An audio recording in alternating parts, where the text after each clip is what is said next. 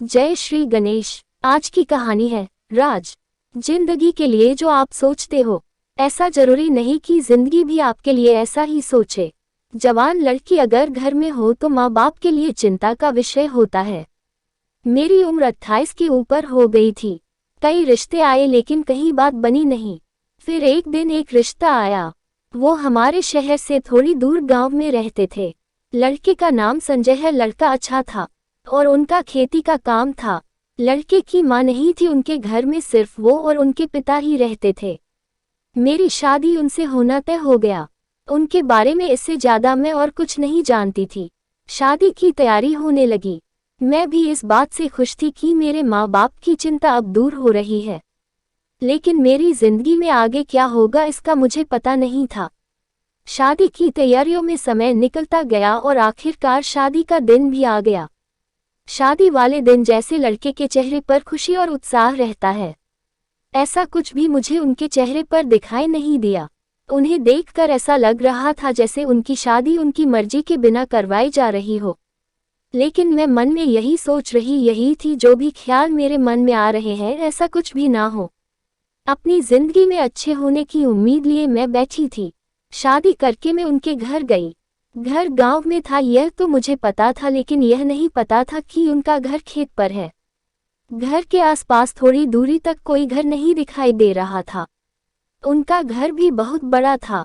इतना बड़ा घर और सिर्फ हम 3 लोग। मुझे घर में जाते ही थोड़ी बेचैनी होने लगी। लेकिन फिर मैंने सोचा कि नई जगह है, ऐसा होना स्वाभाविक है। थोड़े दिनों में शायद मेरी आदत हो जाएगी।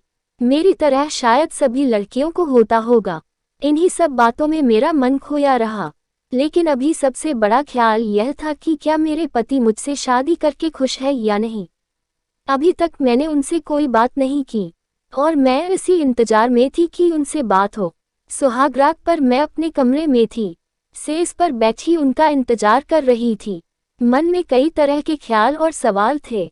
आगे क्या होगा इस बात से मैं अनजान थी। धीरे धीरे समय बीतता गया और इंतजार करते करते आधी रात हो गई। लेकिन अभी तक मेरे पति कमरे में नहीं आए थे। आधी रात के बाद मैंने सोचा कि शायद किसी काम में होंगे। शादी में बहुत काम होते हैं और सब उन्हें संभालना होता है। यह सोचकर मैं वही बिस्तर पर सो गई। सुबह मेरी नींद खुली और मैं तैयार होकर बाहर गई तो वो मुझे घर के बरामदे में सोए दिखाई दिए। शादी की पहली रात कोई अपनी पत्नी के कमरे में ना सोकर बाहर क्यों सोएगा। मेरे ससुर ने मुझे देखा और पूछा कि बेटा सब ठीक है। मैंने भी उन्हें कहा सब ठीक है। मेरे ससुर ने तब कहा कि बेटा मैं तुम्हें संजय के बारे में कुछ बताना चाहता हूँ। मेरा बेटा मन का बहुत अच्छा है, लेकिन इसे छोटी छोटी बातों पर गुस्सा आ जाता है। तुम अभी इसे समझना, मैं तुम्हें बता दूं कि उसमें थोड़ा समय लगेगा। तुम दोनों एक दूसरे को समझना। बस इसके गुस्से और कम बोलने का बुरा मत मानना और ज्यादा सवाल मत पूछना। ज्यादा सवाल मत पूछना। यह बात मुझे कुछ समझ नहीं आई, यह किस और इशारा था। लेकिन मैंने उस समय सिर्फ हाँ कहकर उनकी बात मान ली। मैं उनसे और कहती भी क्या। मैं सुबह जब घर का काम कर रही थी तब कोने में एक दरवाजे पर बड़ा ताला लगा हुआ था। घर में ही इतना बड़ा ताला लगा कर रखा है, यह बात मुझे अजीब लगी। मेरे पति घर से चले गए थे। मैं पूरा घर देख रही थी, साथ ही सफाई भी कर रही थी। उस दरवाजे के ताले ने मेरे मन में अभी भी सवाल उठा रखे थे। मैंने मेरे ससुर जी से बोला कि पापा जी इसकी चाबी दे दीजिए, सफाई कर देती हूँ। वो बोले नहीं, रहने दो, इसके नीचे तहखाने में एक छोटा कमरा है, उसमें जाने की कोई जरूरत नहीं, रहने दो। उन्होंने जिस तरह से बोला उनको देखकर ही मैं डर गई। पता नहीं उन्हें इस बात पर गुस्सा क्यों आ गया। उस समय मैंने सिर्फ हाँ में सर हिला दिया, लेकिन फिर बाद में सोचती रही कि आखिर वहाँ क्या है। कुछ देर बाद मेरे ससुर भी घर से चले गए। मैंने पूरा घर देखा, लेकिन मैंने मेरी सास की एक भी तस्वीर नहीं देखी।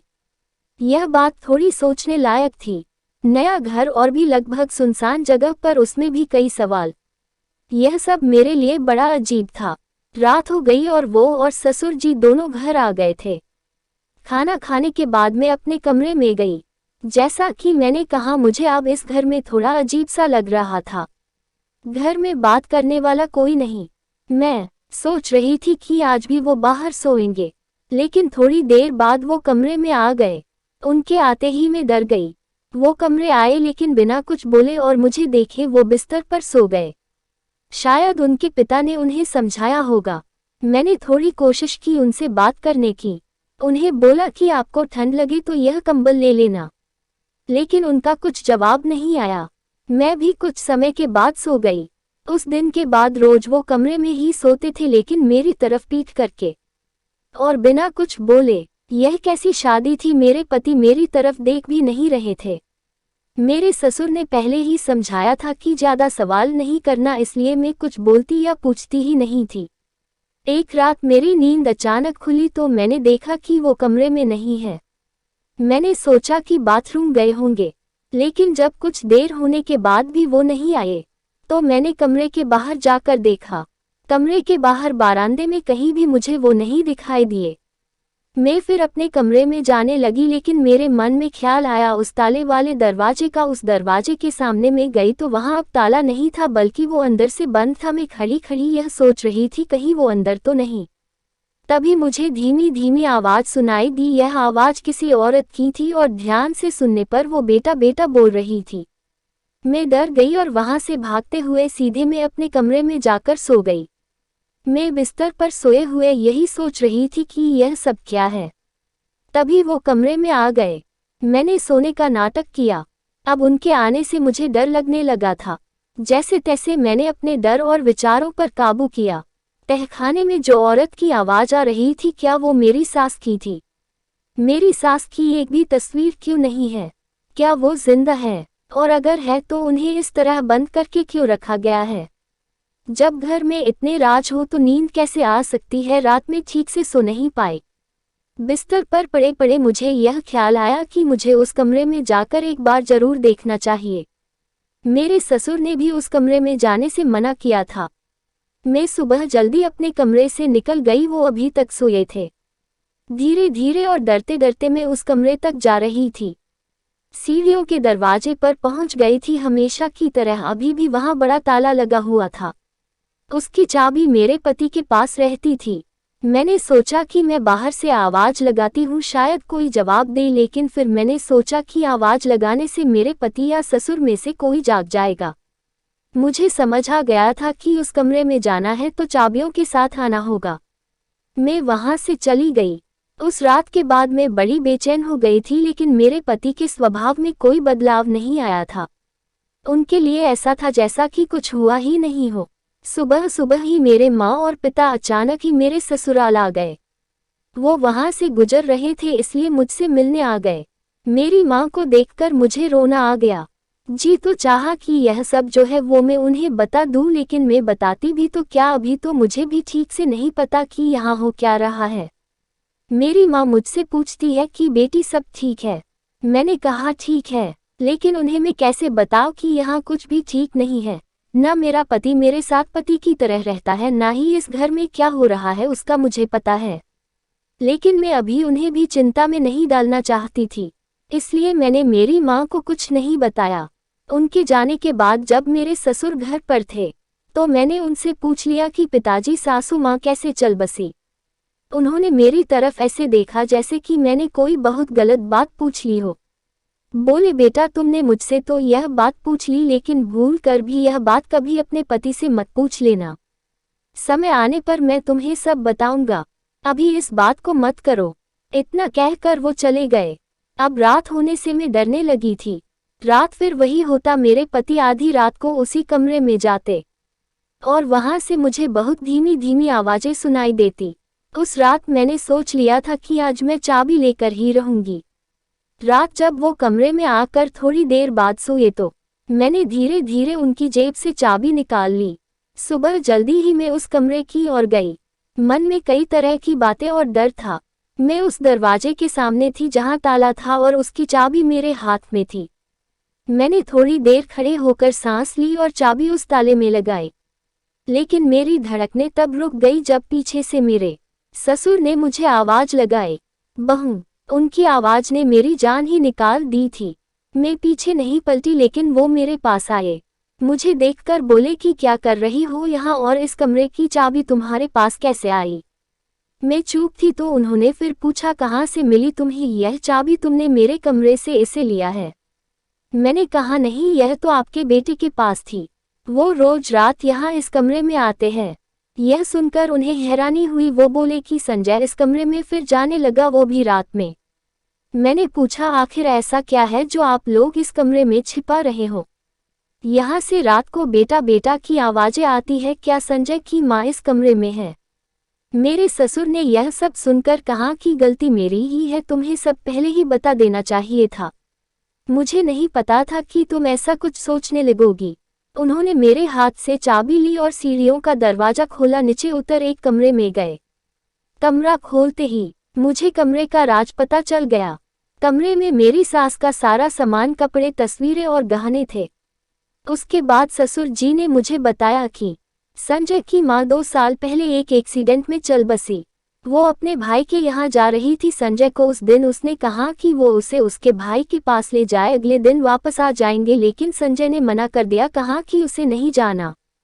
मुझे अच्छे से बाइक चलाना नहीं आता है, इसलिए उसने अपने भाई को बुला लिया, लेकिन जाते वक्त उनकी बाइक फिसल कर गिर गई। संजय की मां को सर में चोट लगी, जिस कारण उसकी मृत्यु हो गई। संजय अपनी मां की मौत का खुद को जिम्मेदार मानता है। उसका मानना है कि अगर वो उस दिन मां को ले जाता तो ऐसा कुछ भी नहीं होता। उस घटना के बाद वो कई दिनों तक बोला नहीं। बड़ी मुश्किल से मैंने उसे संभाला है। बात बात पर वो अपनी मां को याद करके रोने लगता है, गुस्सा करने लगता है, खुद को कोसने लगता है। उसे उसकी मां की याद ना आए, इसलिए उसका सारा सामना मैंने यहाँ पर रख दिया। वो अपनी मां से बहुत प्यार करता था। उसके फ़ोन में कई वीडियो है उसके मां के साथ। शायद रात में आकर वो यही सब फिर देखने लगा है। मैंने सोचा कि उसकी ज़िंदगी में अगर प्यार आएगा तो शायद कुछ हद वो फिर से खुश हो सकेगा, इसलिए मैंने उसकी शादी करवा दी।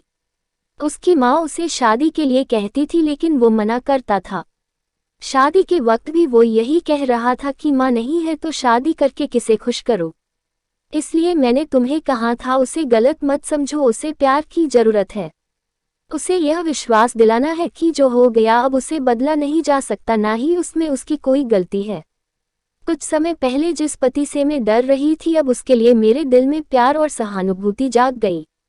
जो अपनी माँ से इतना प्यार करता है वो कैसे बुरा हो सकता है। मैंने उसी समय अपने ससुर से कहा कि अब आप बिल्कुल भी चिंता मत करें, मैं उन्हें संभाल लूंगी। सुबह जब वो घर से बाहर जाने लगे तब मैंने उन्हें कहा कि आप बहुत अच्छे हैं। उनका कोई जवाब नहीं आया, लेकिन एक हल्की सी मुस्कान जरूर आई। माँ की जगह तो कोई नहीं ले सकता, लेकिन फिर भी मैं कोशिश करूंगी कि वो अपने आप को दोषी समझना बंद कर दे। धीरे धीरे मुझे उनकी मुस्कान वापस लानी है और मुझे पता है मैं ऐसा कर सकती हूँ। आपको कहानी कैसी लगी कमेंट जरूर कीजिएगा। अगर अच्छी लगे तो चैनल को सब्सक्राइब और वीडियो को लाइक शेयर जरूर से जरूर कर दीजिएगा। धन्यवाद दोस्तों।